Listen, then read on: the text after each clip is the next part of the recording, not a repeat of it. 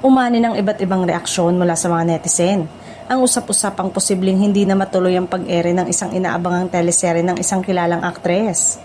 Nagsimula ang mga espekulasyon matapos lumabas ang mga ulat na ilang eksena umano sa serye ang kinakailangang i-reshoot dahil hindi nasiyahan ng management sa unang bersyon ng mga episode. Ayon sa mga naglabasang blind item at showbiz report, nagkaroon umano ng previous screening kung saan nakita ng mga executive ang ilang bahaging nangangailangan pa ng pagpapabuti.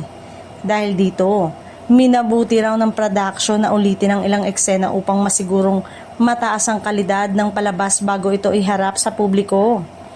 Dahil sa sunod-sunod na reshoot, maraming netizen ang nagtatanong kung tuluyan na bang nakansela ang proyekto. Gayunpaman, hanggang sa kasalukuyan ay wala pang opisyal na pahayag mula sa network o sa production team na nagsasabing hindi na ito ipapalabas.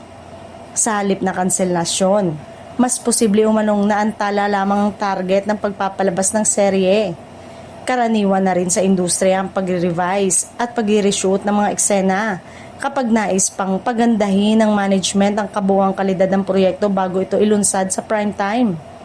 May mga pagkakataon ding mas pinipili ng mga network na gumastos ng mas malaki para sa karagdagang production kaysa maglabas ng programang hindi nila lubos na ikinatutuwa. Para sa kanila, mas mahalaga ang magandang pagtanggap ng manonood kapag tuluyan na itong naipalabas.